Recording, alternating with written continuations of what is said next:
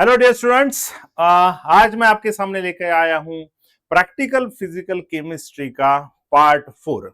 आपको पता है प्रैक्टिकल फिजिकल केमिस्ट्री में यानी पीपीसी में आपके 4 पार्ट्स है, उसमें से 3 पार्ट्स के वीडियो मैं ऑलरेडी बना चुका हूं। ये आपका लास्ट पार्ट है और इसके आगे भी एक जो पॉसिबल क्वेश्चंस है इसके ऊपर, उसका एक पार्ट 5 भी बनाएंगे। ठीक है, तो द मोस्ट इंपॉर्टेंट पार्ट 4 है हमारे पास। अभी आपके सामने दिख रहा है हमारा आज का जो एम है वो है chemical principles involve in the enthalpy of neutralisation.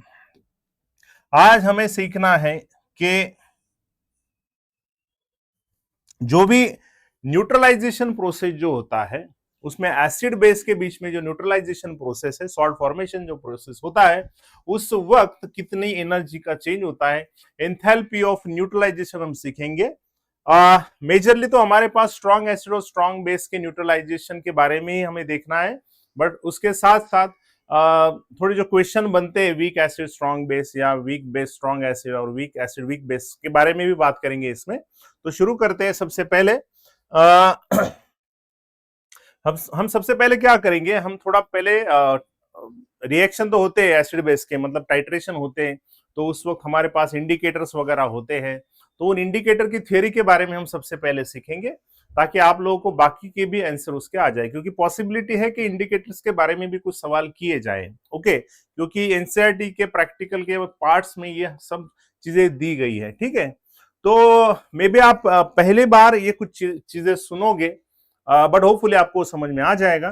तो हम सबसे पहले आज शुरू करेंगे, हम आज के पार्ट में सबसे पहले शुरू करेंगे थ्योरी ऑफ इंडिकेटर्स के बारे में, जो कि न्यूट्रलाइजेशन प्रोसेस हुआ कि नहीं ये इंडिकेट करता है, एसिड और बेस के बीच का रिएक्शन कंप्लीट हुआ कि नहीं हुआ, उसका एंड पॉइंट आया कि नहीं। एंड पॉइंट का मतलब आपको पता है, ऑलरेडी आपने सीखा है, जहां पे जो एक ड्यूरिंग न्यूट्रलाइजेशन प्रोसेस एक कलर में चेंज आता है अब्रप्टली, है ना, सॉल्यूशन का कलर। जैसे मान लो एसिड है, एसिड का जो कलर है न्यूट्रलाइजेशन, उसमें बेस ऐड करने के बाद जब न्यूट्रलाइजेशन प्रोसेस खत्म होता है तो एब्रप्टली कलर में चेंज आता है, that is called as end point.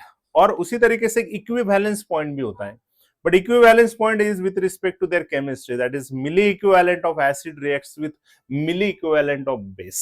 milli equivalent का मतलब आपको पता है नॉर्मेलिटी इनटू वॉल्यूम इन ml होता है, और आपको पता है हमेशा रिएक्टेंट रिएक्ट होते हैं with respect to their milliequivalents. Okay, तो आगे बात करते हैं।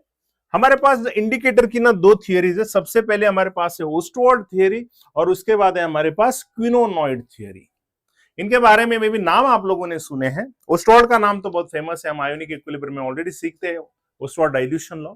ओस्टवाल्ड के अकॉर्डिंगली क्या है, उसने कहा कि हम जो इंडिकेटर यूज करते हैं ना कि रिएक्शन हुआ कि नहीं वो इंडिकेट करने के लिए, तो ये जो एसिड और बेस इंडिकेटर होते हैं they are actually weak acids and weak bases. आप देख रहे हो यहाँ पे ओस्टवाल्ड के accordingly indicators are what, other weak acids और weak bases. Indicators are weak organic acids and weak organic base. Actually उसको मैं थोड़ा और करेक्ट करता हूं, weak organic acids and weak organic bases. Okay, and आपको पता है अगर मान लो कोई, अभी आगे चल के हम 2 इंडिकेटर के बारे में सीखेंगे, फिनोल्फथैलीन और मिथाइल ऑरेंज, तो उसमें आपको ये और ज्यादा डिटेल में समझ में आएगा, बट मैं जस्ट एक हिंट देता हूं आपको कि जैसे मान लो वीक एसिड है, तो वीक एसिड है और अगर हम एसिड बेस का टाइट्रेशन कर रहे तो वीक एसिड इंडिकेटर को अगर मैंने एसिड में ऐड किया तो एसिड एसिड रिएक्ट नहीं होता, मतलब वो अनआयोनाइज्ड ही रहेंगे। लेकिन जब हम वो weak indicator, weak acid indicator अगर हम बेस में ऐड करेंगे तो जरूर एसिड बेस का रिएक्शन होके वो आयोनाइज हो जाएंगे, है ना, एसिड बेस रिएक्शन होगा। तो ये जो आयोनाइज्ड और अनआयोनाइज्ड फॉर्म है इंडिकेटर के, तो सिंपल है, अगर इंडिकेटर एसिडिक है तो एसिड में ऐड करने के बाद तो आयोनाइज नहीं होगा, वो बेस में आयोनाइज होगा। और अगर इंडिकेटर आपका वीक बेस है तो वो एसिड में आयोनाइज होगा, बेस में तो आयोनाइज नहीं होगा। सिंपल थ्योरी है ना। तो their unionised and ionised forms possess different colour. तो आयोनाइज का अलग कलर होता है और अनआयोनाइज का अलग कलर होता है। तो सिंपल सी बात है, जब न्यूट्रलाइजेशन प्रोसेस होता है तो ऑब्वियसली ये रिएक्शन तो होने वाला है इंडिकेटर के साथ, है ना, एसिड रिएक्ट कर सकता है इंडिकेटर के साथ या बेस इंडिकेटर के साथ रिएक्ट करेगा, और आयोनाइज, ये अनआयोनाइज फॉर्म, ये मतलब वहां पे चेंजेस हो जाएंगे, तो दोनों के कलर अलग होते हैं। यहाँ पे एक इंपॉर्टेंट पॉइंट आपके पास है, an indicator changes colour when it's H plus concentration. अगर हम एसिडिक इंडिकेटर लेते हैं तो H प्लस का जो कॉन्सेंट्रेशन होता है that is actually what is K। H plus concentration equal to K जब होता है तो तब कलर में चेंज आता है इंडिकेटर के।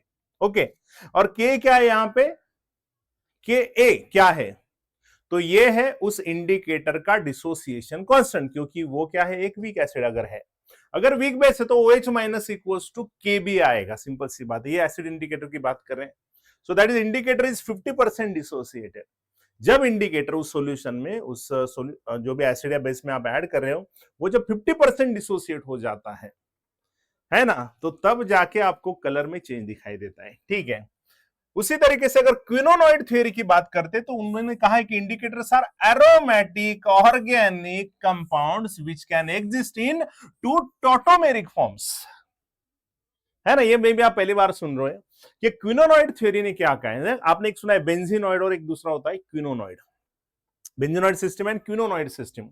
तो ध्यान में रखना, क्विनोनॉइड थ्योरी के अकॉर्डिंगली जो इंडिकेटर्स होते हैं वो क्या होते हैं, वो होते हैं एरोमेटिक ऑर्गेनिक कंपाउंड्स, और वो दो फॉर्म में एग्जिस्ट करते हैं, जैसे अनआयोनाइज्ड और आयोनाइज्ड सीखा ना आप लोगों ने, उसी तरीके से इनका एक होगा बेंजीनॉइड फॉर्म और एक होगा क्विनोनॉइड फॉर्म। तो दोनों में से देखो यहां पे मैंने दिखाया, ये टॉटोमेरिक फॉर्म है, आपको भी पता है, यहां पे आपको बेंजीनॉइड सिस्टम दिखाई देगा, बट यहाँ पे आपको ये जो डबल बॉन्ड यहाँ पे शिफ्ट होते हुए दिखाई दे रहा है, ये डबल बॉन्ड यहाँ पे और यहाँ पे एक डबल बॉन्ड बन जाएगा, that will be quinonoid theory. और ध्यान में रखना, बेंजीनॉइड और क्विनोनॉइड में quinonoid form is more deeper in colour, दोनों में ज्यादा डीप कलर किसका होता है, क्विनोनॉइड का होता है। वो क्यों होता है, जितने रेजोनेंस बढ़ेंगे, जितने कॉन्जुगेशन बढ़ेंगे, उतना कलर ज्यादा इंप्रूवाइज होता जाएगा, उतना डीप होता जाएगा, और इसको आप क्रोमोफोरिक ग्रुप भी बोलते हो। क्रोमोफोरिक ग्रुप का मतलब क्रोमा, क्रोमा का मतलब होता है कलर, जो कलर देंगे, इंपार्ट करेंगे और ज्यादा कलर देंगे, ज्यादा उसमें कलर लाएंगे, that is chromophoric group. Okay, chroma मतलब कलर होता है। सो ध्यान में रखना, सिंपल है, ओस्टवार्ड के accordingly indicators are weak acids और वीक बेसेस, और क्विनोनॉइड के accordingly this are aromatic organic compound. दोनों भी सही है जब हम फिनोल्फथैलीन और मिथाइल ऑरेंज का स्ट्रक्चर देखेंगे, बट दोनों की थ्योरी अलग अलग है।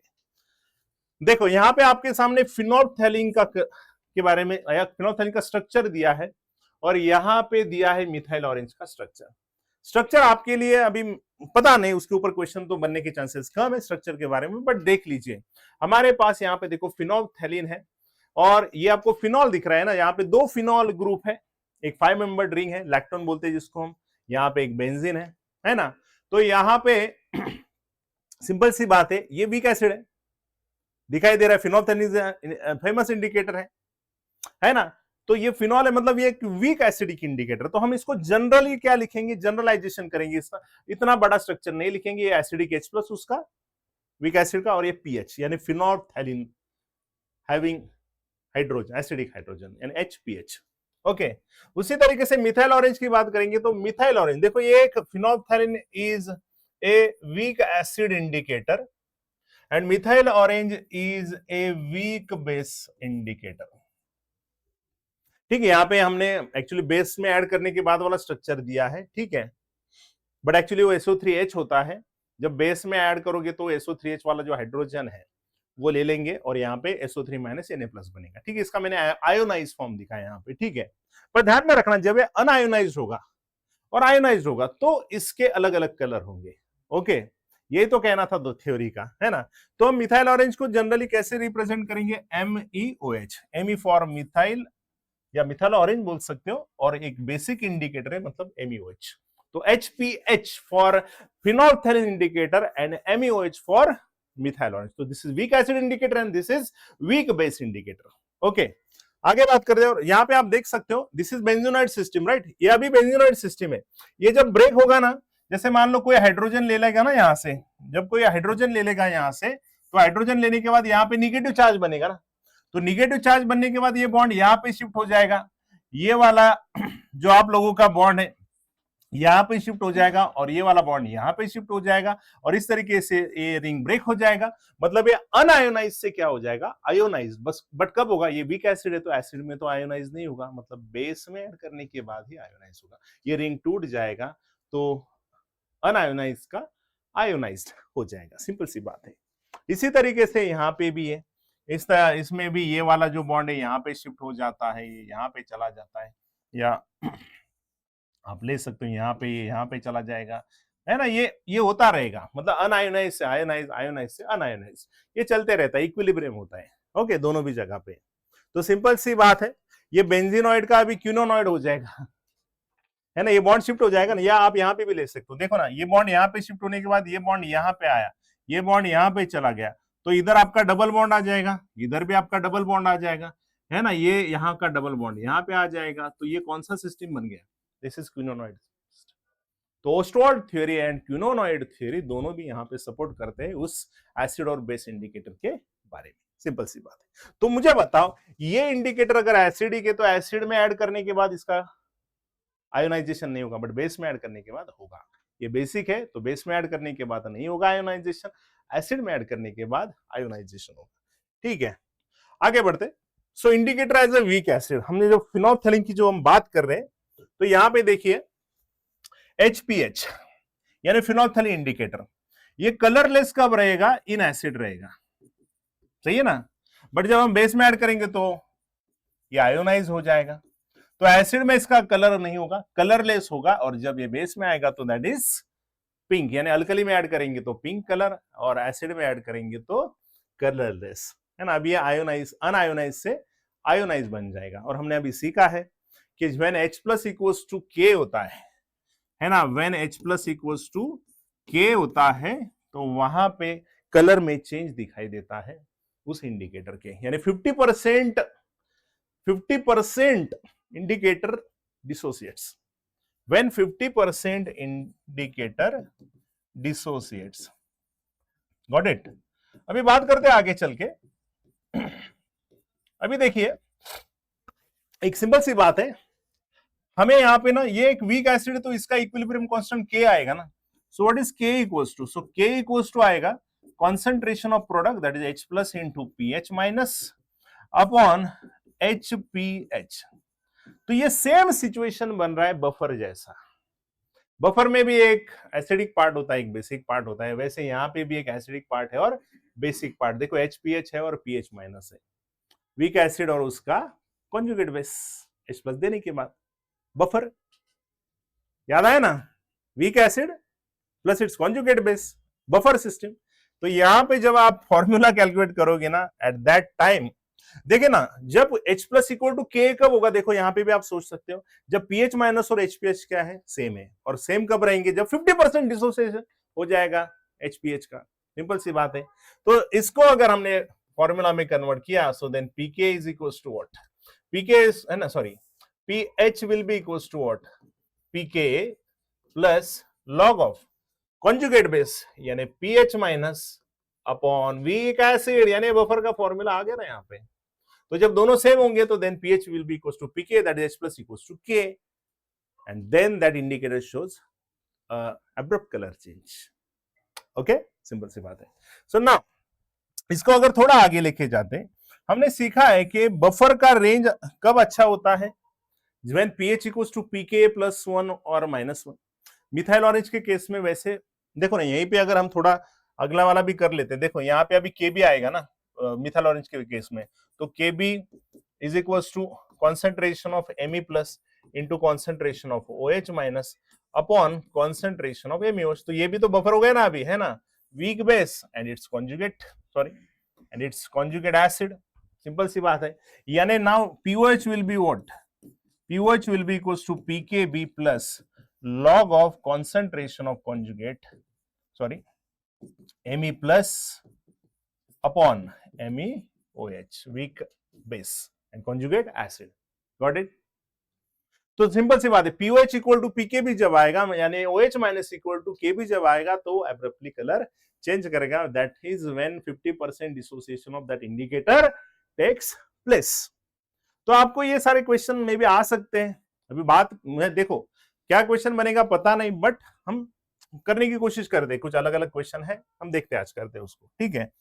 जहां पे समझ में नहीं आता आप वहां पे फिर से रिवर्स कीजिए, यूट्यूब है, सब आपके हात में है, तुम्ही मला कधी पण रिपीट करू शकता बेटा, है ना, तुम्ही पाहिजे तसं मला नाचू शकता पुढे मागे, पीएच इक्वल्स टू, ठीक है। अभी देखो ये जब सेम आएंगे तो पीएच इक्वल्स टू पी क्या आएगा, यानी बफर बफर वाली condition, and pOH equals to pKb.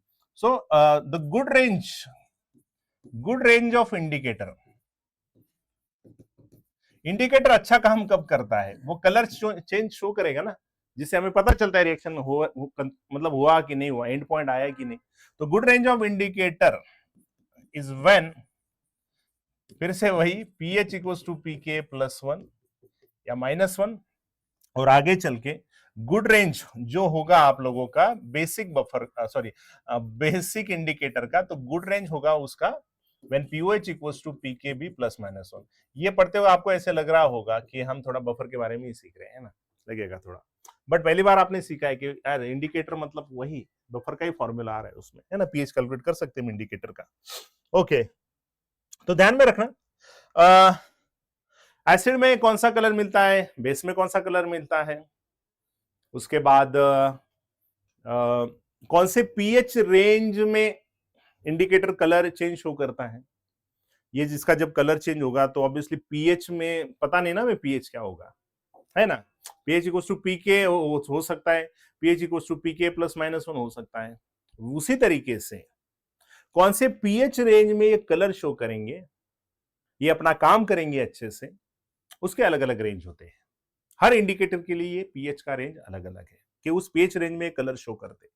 देखो ना, के पीके की वैल्यू अगर 8 है, सॉरी पीके की वैल्यू अगर 5 है, तो पीएच इक्वल्स टू पीके, उसका वक्त वो एब्रप्टली उस पीएच पे वो एब्रप्टली कलर चेंज शो करेगा। अगर रेंज पूछा है कि कौन से रेंज में अच्छा करेगा, तो +-1 करेंगे उसमें, है ना। पीके अगर 5 है तो पीके +1 एंड -1, यानी 4 to 6 के बीच में, या 3 to 5, ऐसे दो, है ना, दो का वेरिएशन होगा ना, +-1, है ना।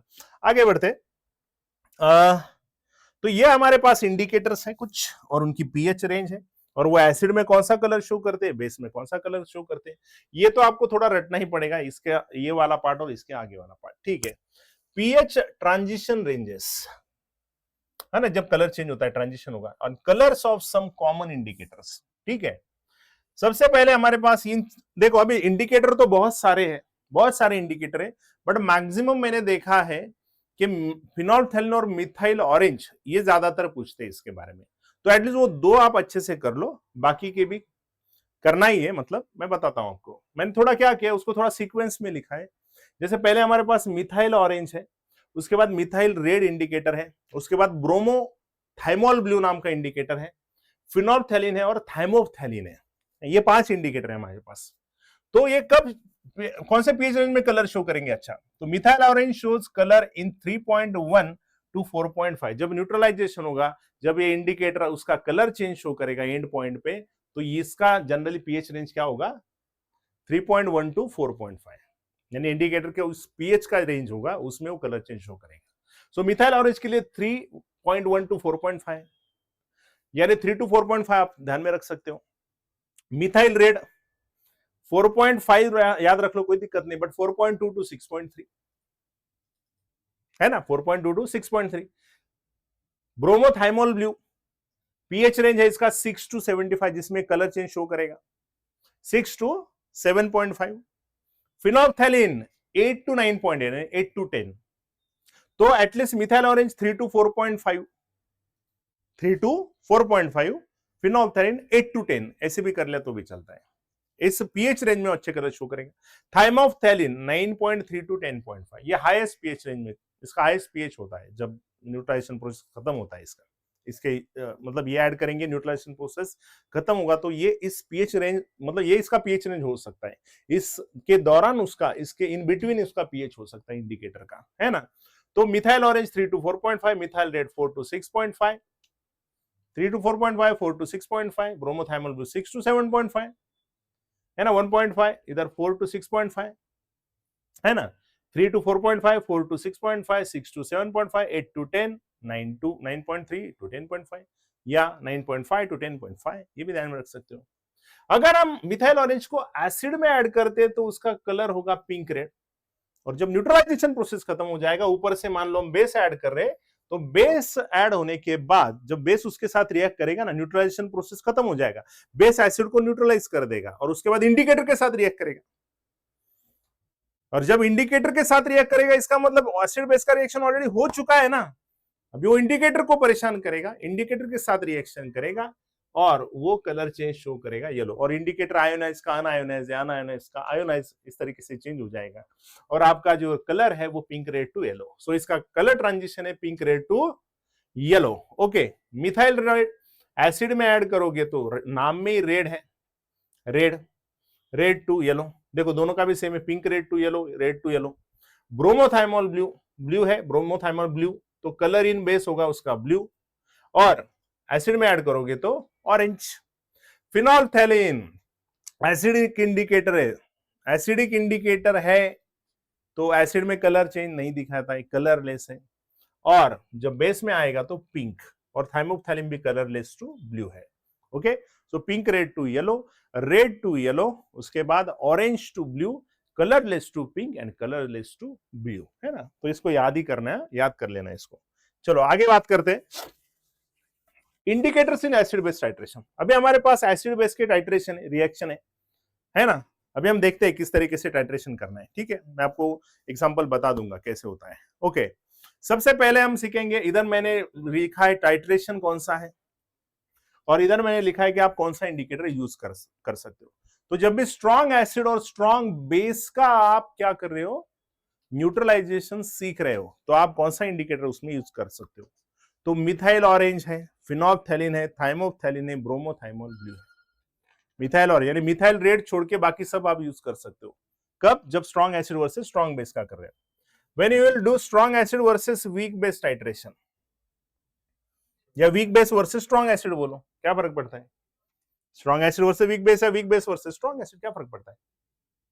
बट हम सीरियली जाते हैं थोड़ा, strong acid versus strong base, strong acid versus weak base, weak acid versus strong base, weak acid versus weak base. तो सबसे पहले strong acid versus strong base में मिथाइल ऑरेंज, फिनोल्फथैलीन, थाइमोप्थैलीन, ब्रोमोथाइमोल ब्लू, यानी आप जो मेजरली जो दो के बारे में हम बात करते हो दोनों भी यूज कर सकते हैं। जब strong acid versus weak base का आएगा तो फिर से फिनोल्फथैलीन यूज नहीं करते, but methyl orange you can use, methyl red you can use, bromo, cresol green भी ठीक है, इसको नहीं किया तो भी चलता है, कोई दिक्कत नहीं है, ठीक है। But at least methyl range, sorry methyl orange और मिथाइल रेड ध्यान में रखना है।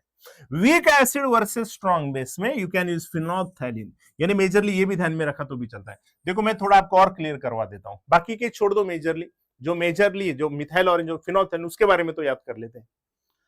और वीक एसिड और वीक बेस का जनरली टाइट्रेशन नहीं होता, क्योंकि वो दोनों भी वीक है, बहुत स्लो प्रोसेस है, इस वजह से जनरली टाइट्रेशन नहीं किया जाता। और टाइट्रेशन किया भी तो उतना बेस्ट इंडिकेटर नहीं है हमारे पास, बट उसमें भी हमारे पास एक अच्छा सा इंडिकेटर हमें मिला है, उसका नाम थोड़ा अलग है, फिनॉल रेड नाम है उसका, ठीक है। तो थोड़ा और क्लियर करते हैं, strong acid versus strong base के लिए बोथ मेजर जो है हमारे पास, मिथाइल ऑरेंज और फिनोल्फथैलीन दोनों भी यूज कर सकते हो।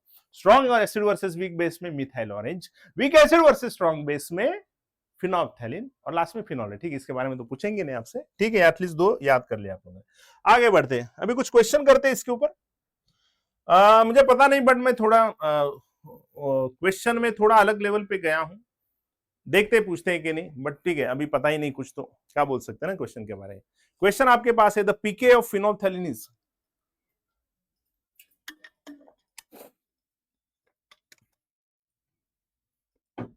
सवाल ये है, the pKa of phenolphthalein is 9.1। देखो पीके कितना है फिनोल्फथैलीन का, 9.1।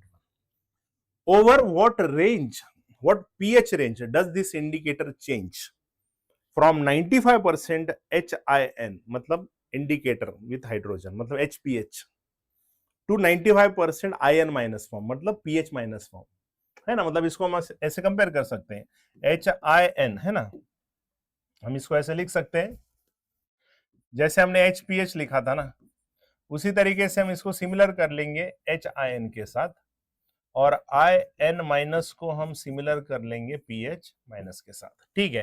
तो over what range, over what pH range, तो पीके उसका दिया है। तो देखो जब इंडिकेटर का चेंज हुआ है फ्रॉम 95% एच आयन, यानी दो केस है हमारे पास, to 95% ion minus 95% H ion का क्या मतलब है? देखो पहला केस लिखेंगे हम, इसमें केस फर्स्ट बनेगा हमारे पास H I N is in equilibrium with H plus plus ion minus. तो 95% एच आयन है, ये 95% है, तो इसका मतलब ये 5% है ना।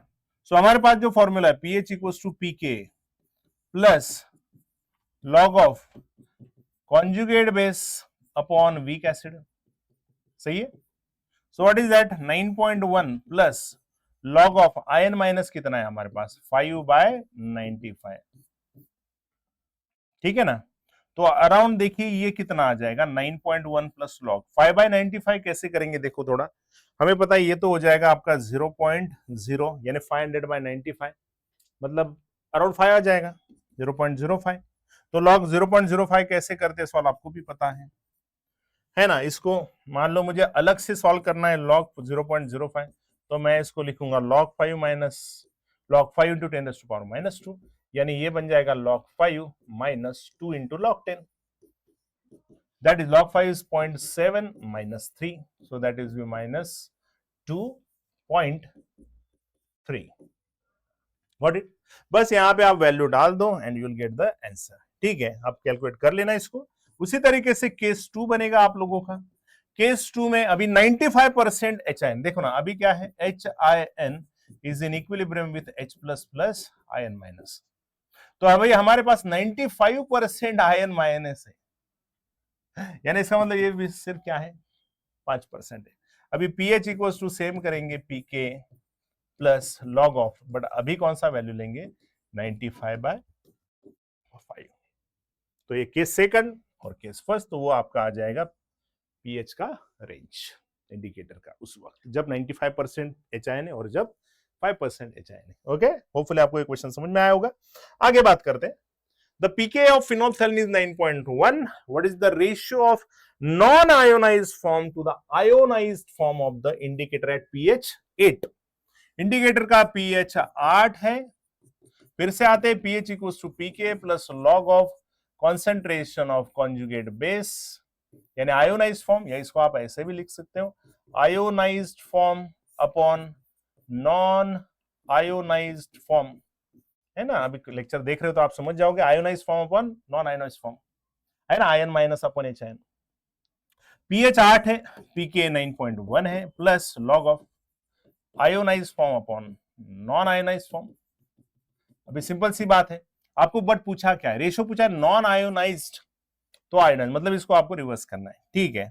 तो सिंपल सी बात है 8 माइनस 9.1 इज इक्वल टू क्या आ जाएगा, log ionised form upon non ionised form. तो ये आएगा आपका -1.1, यानी ये आएगा log ionised form upon non ionised form. Simple सी बात है। तो ionised form upon non ionised form करोगे तो that will be anti log of -1.1। अब एंटी लॉग ऑफ -1.1 कैसे सॉल्व करते हैं हमने सीखा है, +2 और -2 करेंगे। यहाँ पे इसको 1.1 को 2 से माइनस करेंगे और उसके बाद ये पावर में कन्वर्ट कर देंगे। सो 2 minus 1.1, so that is 0.9 into 10⁻⁻2। And what is anti log of 0.9, ये किसका लॉग है, तो ये लॉग है हमारा 8 का, है ना। So that will B 8 into 10⁻⁻2, but इसको बस आपको रिवर्स करना है, आपको भी पता है क्यों, बिकॉज हमें क्या पूछा है, ionise to sorry non ionise to ionise, यानी नॉन आयोनाइज टू आयोनाइज करना है, यानी ये बनेगा 1/8 इंटू 10⁻², यानी ये बनेगा 100/8। तो 4 2 8, 4 2 8, सो 25/2, सो दैट इज 12.5, यानी ये आएगा अराउंड सी, ठीक है। आगे बढ़ते, for an acid indicator K is equals to 1 into 10⁻⁵, the range of the pH for change of color is, pH range है ना, कौन सा है हमने सीखा है ना, उसका रेंज और रेंज होता है बढ़िया सा, वो कब होता है जब pH उस इंडिकेटर का pK +1 या -1 के बराबर होता है। तो यहाँ पे K 10⁻⁵ है, तो pK आएगा 5, सो pH रेंज होगा उसका pk +1 -1, यानी +1 करेंगे तो 6, -1 करेंगे तो 4, सो 4 to 6 के बीच में। आगे बढ़ते हैं। Which form is colour due to change in pH, तो ज्यादातर कलर किसकी वजह से बेटा, है ना, ये बेंजीनॉइड है, this is quinonoid, so quinonoid form is more deeper. Got it. phenolphthalein is not suitable in the titration of, phenolphthalein is not suitable in the titration of, देखो ऐसे सवाल बनेंगे थोड़े से, हाँ ये आ सकता है।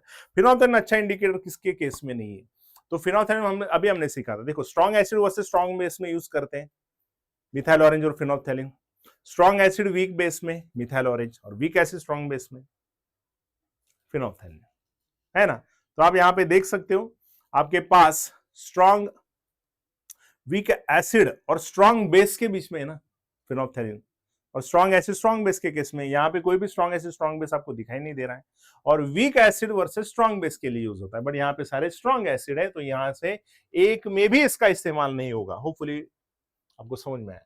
Methyl orange is not suitable in the titration of, strong acid versus strong base में यूज करते हैं, स्ट्रॉन्ग एसिड वीक बेस में यूज करते हैं, but weak acid strong base में यूज नहीं करते।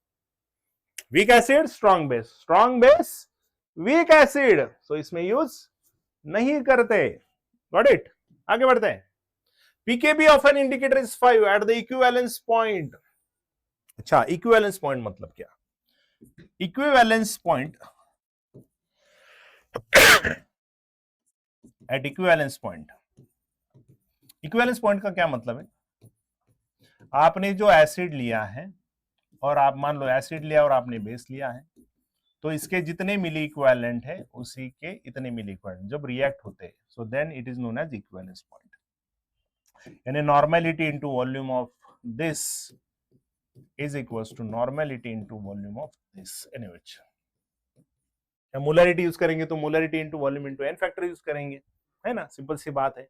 ओके, तो इक्विवेलेंस पॉइंट मतलब जहां पे पूरा रिएक्शन खत्म हो जाता है, जहां पे pH इक्वल्स टू pK होता है, pH इक्वल्स टू pK होता है, 50% dissociation takes place, colour change show करेगा, मतलब एंड पॉइंट आ गया रिएक्शन का, इंडिकेटर कलर चेंज शो करेगा मतलब एंड पॉइंट आ गया, मतलब इक्विवेलेंस पॉइंट आ गया। तो एंड पॉइंट और इक्विवेलेंस पॉइंट एक अराउंड सिमिलर ही मानते हैं हम इसको, बस एंड पॉइंट आपको कलर से समझता है, बट वो कलर जब चेंज हुआ मतलब रिएक्शन कंप्लीट हुआ ना, न्यूट्रलाइजेशन, तो वो केमिस्ट्री के हिसाब से, यानी केमिस्ट्री का मतलब वैसे नहीं बोल सकते, न्यूमेरिकली हम बोल रहे हैं कि क्या हुआ है या कॉन्सेप्चुअली क्या हुआ है, कि एसिड ने बेस को कंप्लीटली न्यूट्रलाइज कर दिया, बेस ने एसिड को कंप्लीटली न्यूट्रलाइज कर दिया, यानी 50% वहां पे जो है, देखो कलर चेंज जब शो करता है तो 50% डिसोसिएट होता है ना, मतलब पीएच की वैल्यू कितनी होती है, पीके के बराबर, पीके भी 5 है और पीएच पूछा है, तो at equivalence point pH equals to pK होता है, ध्यान में रखना, या पीओएच इक्वल्स टू पीके भी होता है, तो पीएच इक्वल्स टू पीके, तो पीके भी 5 है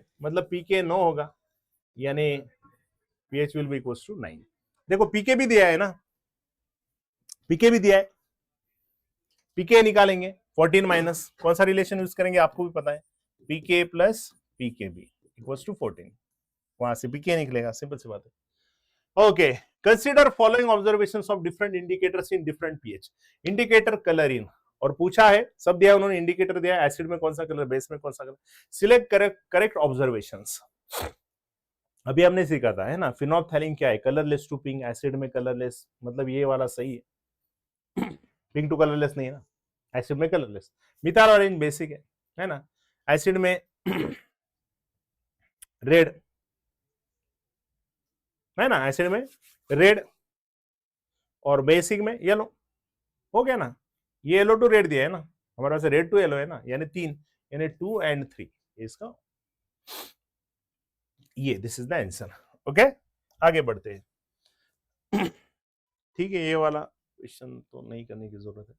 चलो, एक्चुअली अभी थोड़ा बात करते हैं मेन जो एम है, बट उसमें क्या करते हैं, उसके पहले एक पॉइंट थोड़ा सीखते हैं अपन, ठीक है, थोड़ा आराम से सुनना अभी। ओके, या एक काम करते हैं उसमें, देखो आपको वो जब एसिड बेस का रिएक्शन किया जाता है, तो देखो ना, स्ट्रॉन्ग एसिड और स्ट्रॉन्ग बेस को मिक्स किया जाता है तो पीएच निकालना आपको आयोनिक में सिखाया गया है। वीक एसिड स्ट्रॉन्ग बेस या वीक बेस स्ट्रॉन्ग एसिड में आपको देखना पड़ता है बफर है कि नहीं है, अगर दोनों भी लिमिटिंग है, वीक एसिड स्ट्रॉन्ग बेस या वीक बेस स्ट्रॉन्ग एसिड, तो वो सॉल्ट हाइड्रोलिसिस का क्वेश्चन बनता है। तो वो क्वेश्चन तो आ जाएंगे आपको, ठीक है, उसकी कोई दिक्कत नहीं है, या उसका हम सेपरेटली एक वीडियो बना देंगे, बट अभी आपको जितना जरूरी है उतना मैं आपको इसमें सिखा दूंगा, ठीक है। अभी बात करते हैं फिर एक्चुअली जो हम स्ट्रॉन्ग एसिड और स्ट्रॉन्ग बेस का जो रिएक्शन करते हैं, या कोई भी एसिड बेस का रिएक्शन करते हैं, मेजर एम तो strong acid versus strong base का ही है। तो जब भी न्यूट्रलाइजेशन प्रोसेस होता है तो एनर्जी इवॉल्व होती है। अभी एनर्जी इवॉल्व क्यों होती है उसके बारे में बात करेंगे एक क्वेश्चन में, बट अभी समझ लो, थोड़ा याद कर लो कि enthalpy of neutralisation is an exothermic process, इसमें एनर्जी रिलीज होती है। So what is enthalpy of neutralisation? So the enthalpy of neutralisation is defined as the heat evolved when 1 gram equivalent of an acid is neutralized by 1 gram equivalent of base in dilute solution, या simple है और एक बोल सकते हैं when 1 mole H plus is neutralized by 1 mole of OH minus there is a formation of 1 mole water।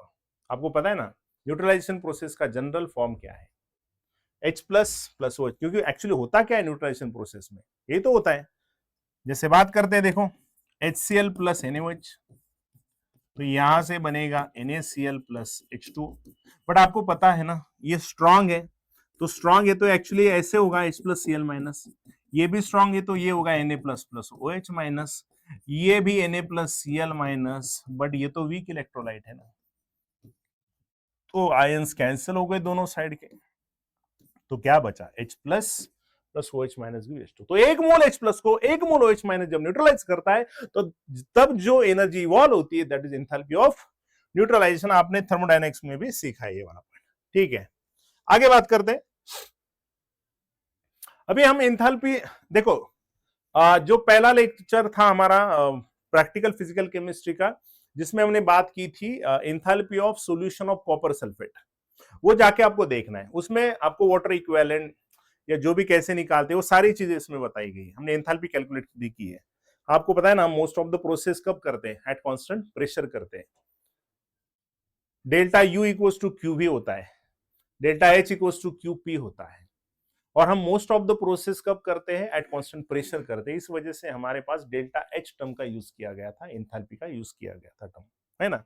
So the enthalpy of neutralization can be easily determine in the laboratory using simple water calorimeter, और हमने उसका नाम रखा था coffee cup calorimeter, which is made up of what, polythene और polystyrene polymer.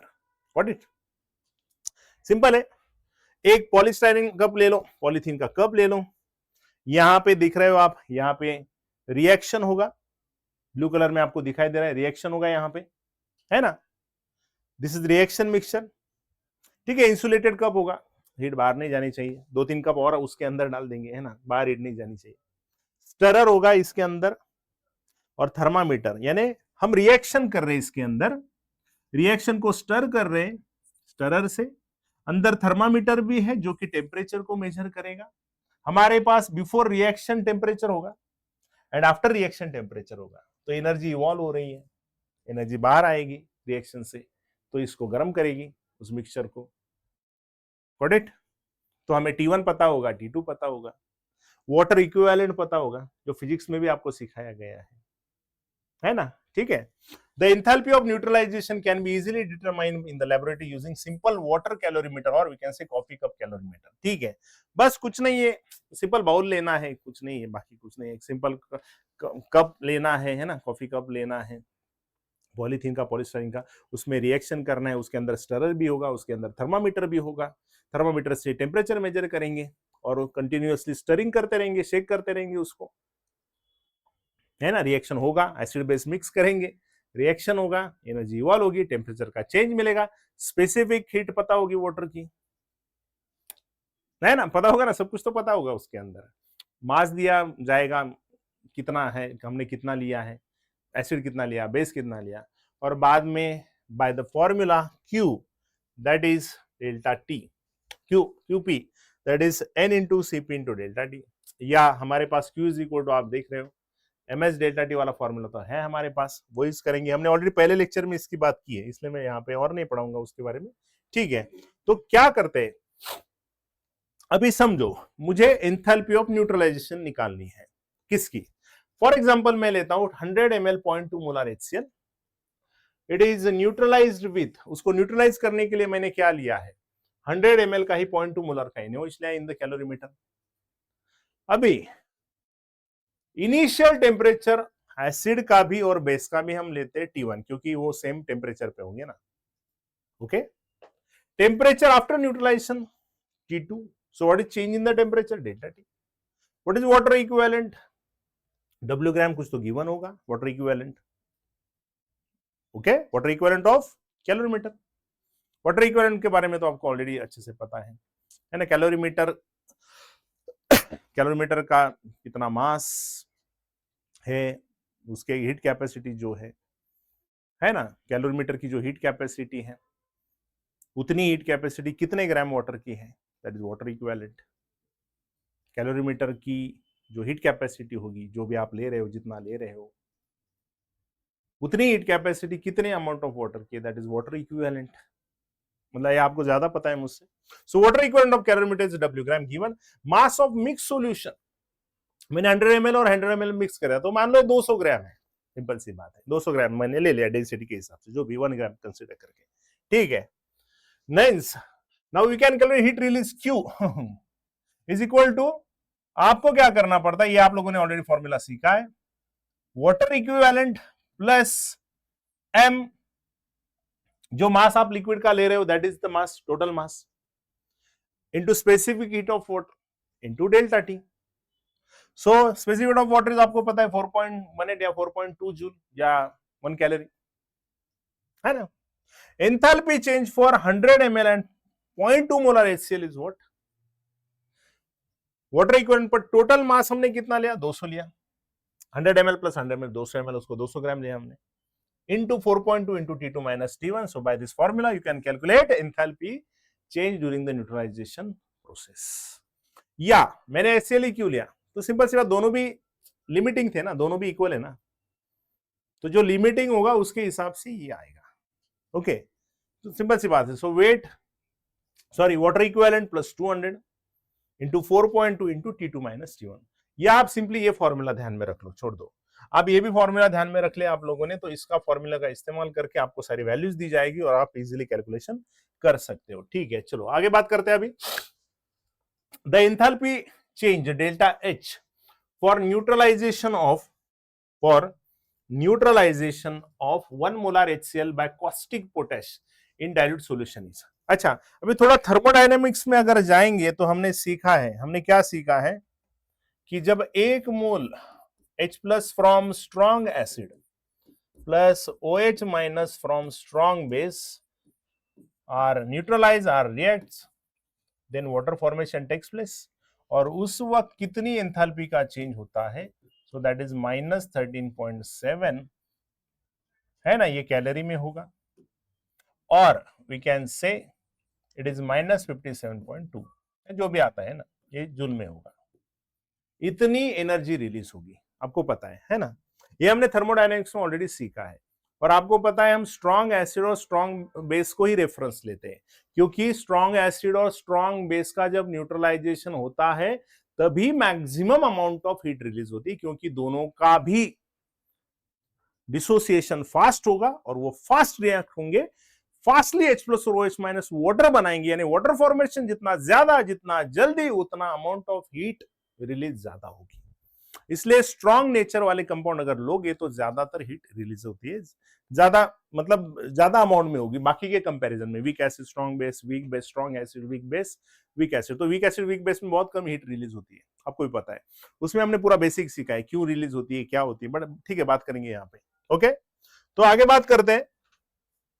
तो मैंने अगर दोनों में से एक वीक लिया तो इससे कम होगी ना रिलीज, है ना, ये आप लोगों ने ऑलरेडी सीखा है। ओके, चलो क्वेश्चन करते। अच्छा, ये तो ध्यान में आ गया सबके कि एंथैल्पी ऑफ न्यूट्रलाइजेशन कितना होता है स्ट्रॉन्ग एसिड स्ट्रॉन्ग बेस से। अच्छा, 1 मोल H प्लस से बटा, ये 1 मोल एक मोल H प्लस 1 मोल OH, अगर मान लो 2 H प्लस हुए तो इसके डबल हो जाएगा अकॉर्डिंग टू थर्मोडायनेमिक्स सीखा हमने, है ना।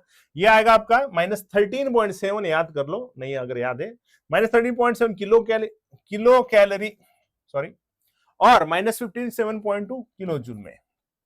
ठीक है, बात करते हैं। पहला सवाल, the enthalpy change delta H for neutralisation of 1 molar HCl by caustic potash KOH in dilute solution at 298 kelvin, तो HCl plus KOH strong acid strong base, एक ही मोल H प्लस है, यानी कितनी रिलीज होगी -57.3। ऑलरेडी उन्होंने बोला है कि क्या चेंज होगा, बट ठीक है, निगेटिव में देना चाहिए था उन्होंने, बट ठीक है। Which of the following acid will release maximum amount of it when completely neutralised by NaOH? तो सिंपल बात है, जो स्ट्रॉन्ग नेचर का होगा, अभी यहां पे ये सारे स्ट्रॉन्ग है, HCl HNO3 HClO, but H2SO4 2H plus, ये रिलीज करेगा -57.2, ये भी रिलीज करेगा -57.2, ये भी रिलीज करेगा -57.2, बट ये रिलीज करेगा 2 into -57.2। What it Vishal, arrow वाला, arrow okay, what it.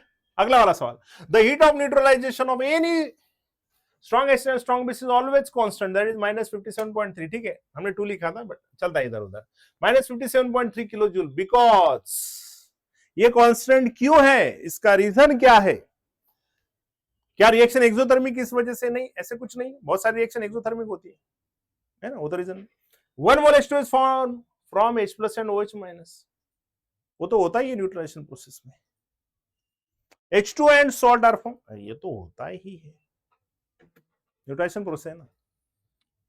Both acid and base undergo complete dissociation, complete dissociation होगा, ज्यादा वाटर बनेगा, इसका रीजन है कि वो कांस्टेंट होती है। Strong acid strong base completely break down. Okay, next, तो आंसर इसका 4। Heat of neutralisation is highest for, वही अपना strong acid strong base, HNO3 strong acid but NH4OH weak base है, H2SO4 स्ट्रॉन्ग है बट NH4 वीक है ना, तो HCl plus NaOH। ठीक है, ये तो आसान है, मान लो दूसरे एसिड बेस दिए होंगे, हमने ऑलरेडी सीखा है स्ट्रॉन्ग एसिड कौन से, स्ट्रॉन्ग बेस कौन से, है ना, पूछना नहीं फिर से। अगला, heat of neutralisation for the reaction HCl plus NaOH gives NaCl plus H2 is 57.1। ठीक है, ओके, -57.1 पता है हमें, देखो यहाँ पे 57.1 दिया है, ठीक है, चलता है। The heat release when 0.25 mole HCl is neutralised, तो सिंपल सी बात है, ये 1 मोल के लिए होती है ना, 1 मोल के लिए, तो 0.25 के लिए कितना, सिंपल सी बात है, so it is -57.1 into 0.25, you will get the answer, got it, यानी 1/4 आ जाएगा इसका, तो यानी कितना 1 1 1 1, यानी शायद ये आ जाएगा। ओके, आगे बढ़ते। The heat of complete neutralization of 1 gram mole H2SO4 with strong bases, 1 gram mole H2SO4 का न्यूट्रलाइजेशन करने के लिए स्ट्रॉन्ग बेस के साथ, तो H2SO4 भी स्ट्रॉन्ग एसिड है, 1 ग्राम मोल का मतलब 1 मोल, तो 1 मोल H2SO4 के अंदर 2 H प्लस है, तो 1 मोल H प्लस के लिए लगती है -57.2, तो 2 मोल H प्लस को न्यूट्रलाइज करने के लिए कितनी लगेगी, इसके डबल लगेगी, कितना आएगा, कितना आएगा ये, अच्छा ये किसमें दिया है, सॉरी किलो कैलोरी में दिया है, अच्छा हमें -13.7 लेना पड़ेगा, ओके, तो ये 2 मोल के लिए आएगा 2 into -13.7, आंसर किलो कैलोरी में, तो 13 to 26 यानी 27, यानी आपका आंसर आ जाएगा second. The enthalpy of neutralization of strong acid by strong base is -57.32. The enthalpy of formation of water is -285.84. What is the enthalpy of formation of hydroxyl ion? Okay, तो enthalpy of neutralization दिया है ना strong acid versus strong base, यानी आपको पहला reaction दिया है H plus plus OH minus gives water, और इसकी आपकी enthalpy है -57.32.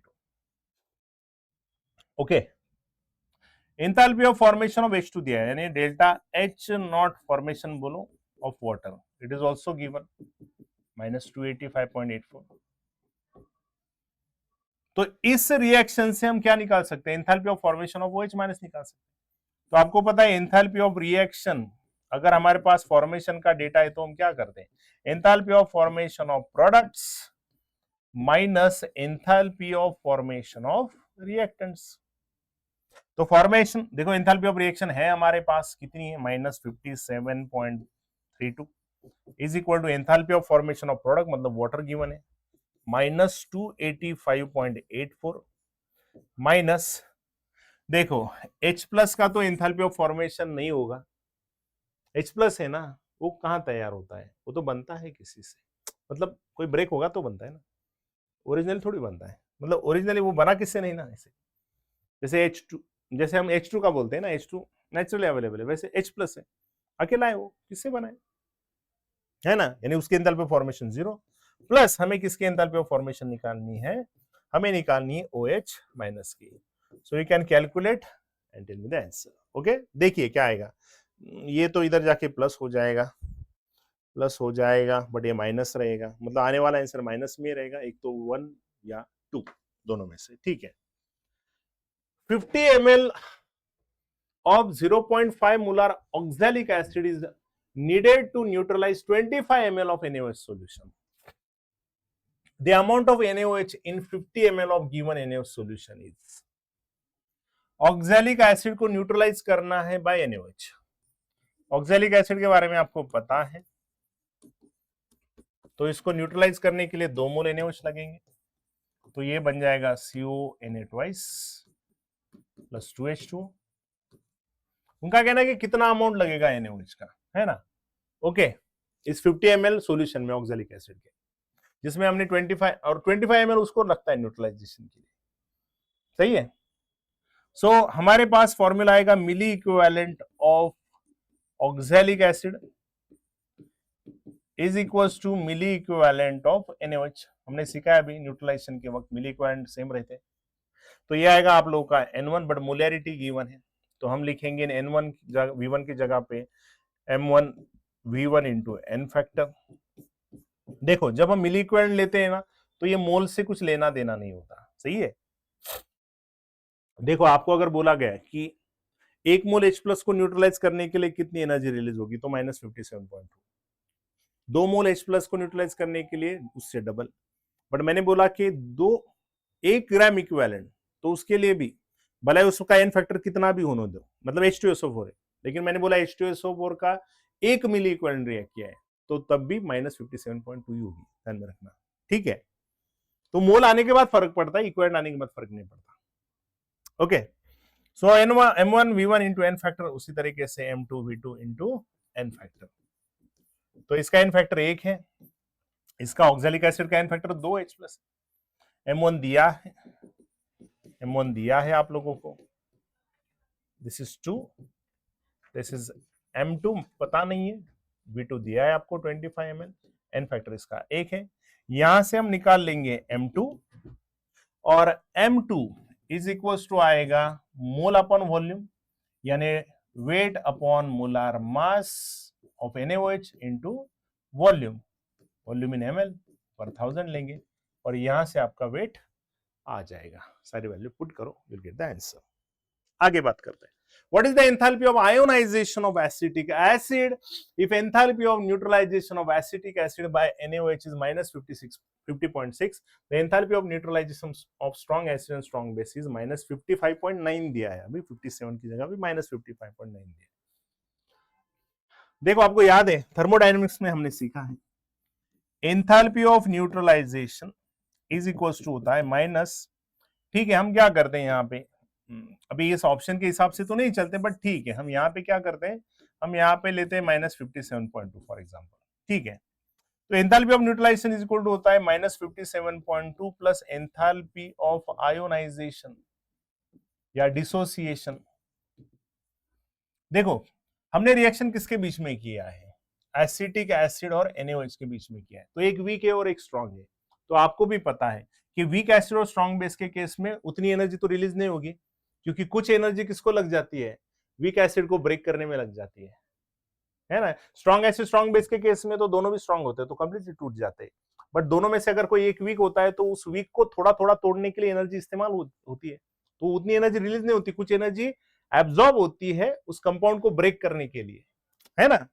तो एंथैल्पी ऑफ न्यूट्रलाइजेशन हमारे पास मान लो -57 नहीं सॉरी, ये वीक एसिड वीक बेस का रिएक्शन है, उसकी एंथैल्पी ऑफ न्यूट्रलाइजेशन कितनी है -50.6, तो -50.6 इक्वल्स टू -57.2 प्लस जो कुछ लगेगी एंथैल्पी ऑफ डिसोसिएशन के लिए तो -50.6 plus 57.2 is equal to enthalpy of dissociation. Got it? तो ये कितना आएगा हमारे पास, देखिए 6.6 है ना, मतलब वो इसके नजदीक, मतलब हमने अभी ये चेंज कर दिया ना, तो मे बी इसके नजदीक आंसर आ जाए 6 पॉइंट। Got it? तो इस तरीके से हमने प्रैक्टिकल फिजिकल केमिस्ट्री का पार्ट 4 भी कंप्लीट किया है, और कुछ क्वेश्चन सारे जितने भी प्रैक्टिकल के पार्ट है उसके लेके मैं आपके सामने फिर से आऊंगा एक लेक्चर के लिए, जिसमें और क्वेश्चन करेंगे। बट मेजरली तो जितने पार्ट आपको चाहिए थे वो आपको मिल गए हैं। ओके, थोड़ा इस पार्ट के लिए ज्यादा ही देर हो गई मुझसे, बट ठीक है। तो बस अच्छे से प्रिपरेशन कीजिए। प्रैक्टिकल फिजिकल केमिस्ट्री में 4 पार्ट में सब अच्छे से नोट्स पढ़ लो, आपको जो वर्कशीट दिया था वो अच्छे से सॉल्व करो। थियरी और थ्योरेटिकल क्वेश्चन ज्यादातर बनेंगे, और न्यूमेरिकली अगर बनेंगे तो कॉपर सल्फेट सॉल्यूशन का और ये वाला, ओके, ये वाला जो प्रैक्टिस उसके ऊपर थोड़े न्यूमेरिकल्स बनेंगे। ओके, सो इसी तरीके से पढ़ते रहिए, आगे बढ़ते रहिए। तो मिलते हैं नेक्स्ट लेक्चर में, तब तक सब लोगों को गुड बाय, नमस्ते, टेक केयर।